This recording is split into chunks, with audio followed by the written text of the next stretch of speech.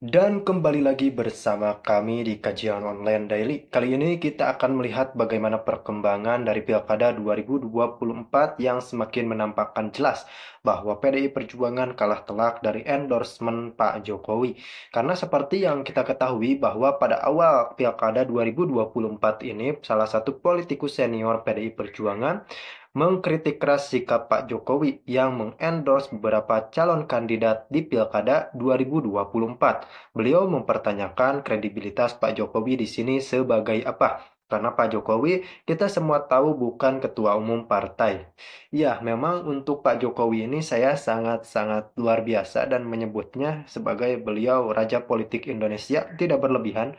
Kenapa saya mengatakan demikian? Karena memang sebelum Pak Jokowi lengser atau purna tugas 1 tahun sebelumnya, kalau tidak salah ada pengamat politik yang mengatakan bahwa Pak Jokowi ini seolah seperti bebek lumpuh setelah kehilangan pengaruh saat beliau tidak menjabat presiden.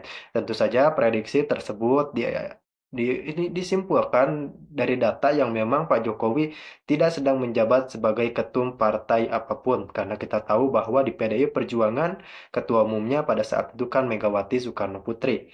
Namun saya melihat dan tidak percaya terlebih dahulu pada prediksi tersebut karena saya pribadi melihat Pak Jokowi ini sebagai seseorang yang berhasil membranding dirinya dengan sangat baik di hadapan rakyat Indonesia. Kenapa saya katakan demikian? Karena ternyata terbukti pada saat sekarang Pilkada 2024, masyarakat masih melihat Pak Jokowi sebagai tokoh politik yang sangat dihormati di Indonesia. Kenapa? Saya tadi di awal mengatakan Pak Jokowi pengaruhnya tetap kuat. Karena Pak Jokowi memberikan yang terbaik bagi Indonesia. Dan memang kedekatan Pak Jokowi dengan masyarakat ini sudah terlihat jelas saat beliau masih menjabat sebagai Presiden Republik Indonesia. Bagaimana tidak beliau ini rela memotong dana operasional Presiden untuk kepentingan bansos, untuk kepentingan masyarakat yang sangat luas. Tentunya ini kita jarang temui di era kepemimpinan yang modern ini.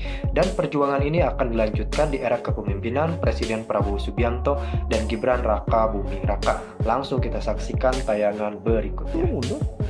Kalau saya bilang yang mundur tuh Hasto dari Sekjen, Pak. Kedua, bagaimana Bambang Pacul mau kerja all out kalau diintervensi terus oleh Sekjen partai misalnya? Datang ke sana ngatur sini kan?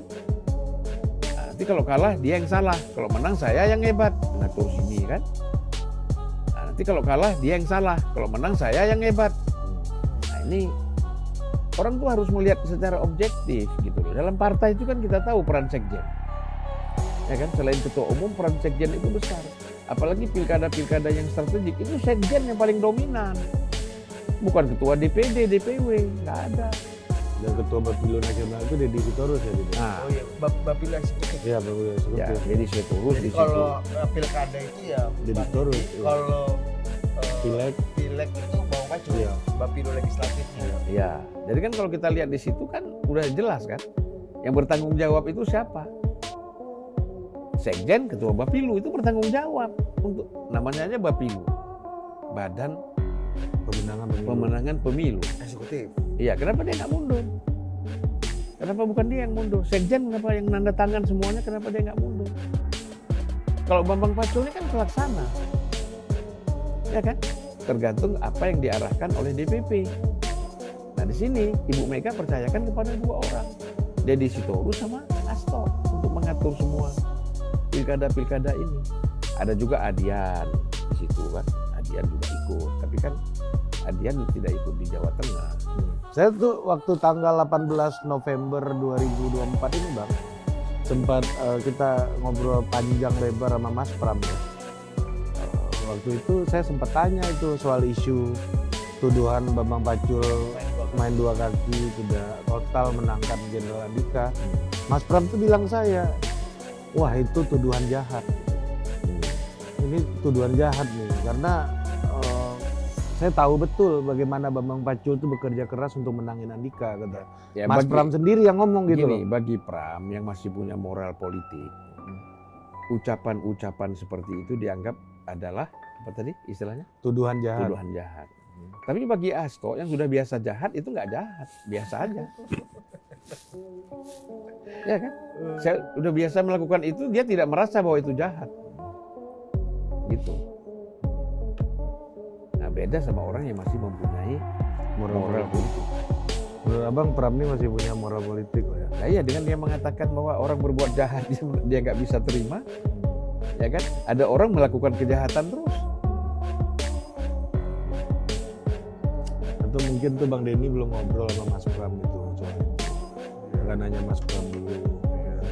Karena Ini nggak perlu. mungkin Mas Pram lagi banyak nongkrong sama pendukung Anies kali Bang. Jadi elektabilitasnya naik kan. Euforia, Jadi kurang ngobrol sama Bang Denny jadinya kan. Ya, dia ini berseberangan sama Pendukung Anies.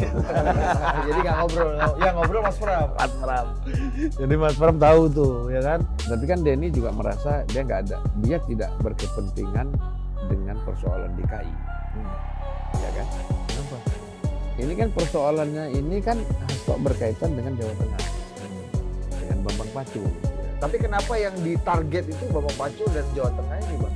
Ya kita kan udah bilang bahwa ini pemirsa harus tahu nih, sambil podcast kita ini mendengar MotoGP.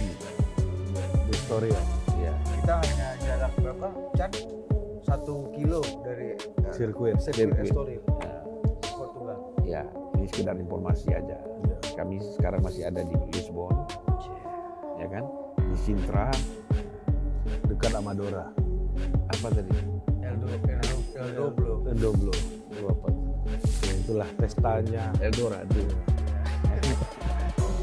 Nah, jadi kembali lagi kita ya supaya nggak terlalu tegang. Kita bicara politik. Nggak nenten kan? Aduh, siapa yang dekat? Penonton bukan Oh, kita. Apa yang Jadi faktor Hasto ini memang harus ada koreksi total dari Ibu Mega dan PDIP karena membuat jarak terlalu banyak dengan kekuatan politik lain. Ya kan? Dengan aparat-aparat, ya kan, dengan polisi. Karena ada problem dia nih masalahnya. Dia harus keluar dari problem ini. Misalnya problem Harun Masiku, dia kan harus bagaimana caranya keluar dari sini? Muncul lagi kan gitu. terakhir kan bicara di podcast ya, podcastnya Bang Akbar senior kita dengan Bu Koni, Mas Hasto bilang nih bahwa ya saya ini udah ditarget untuk tersangka, jadi soon akan tersangka. Kemudian itu yang ini sebagai apa namanya tindakan jahat dan rencana jahat juga katanya dari Ya ini Pak Jokowi. bukan. Entah Itu kenapa Pak orang Jokowi kalau merasa lagi. sudah ditarget itu karena ketakutan. Abang lihat itu. Ketakutan, panik, ya kan? Dengan dihantui dengan menjadi target, ya akhirnya dia sibuk sendiri. Nah, bagaimana dia harus keluar dari situ? Jadi seolah-olah bahwa kalau gua jadi tersangka nih udah ditargetkan. Ini kan bukan persoalan ditargetkan. Kalau memang tidak ada salah, bagaimana mau ditargetkan? Kasus Anies bisa Formula E, ya kan? Kita bilang mau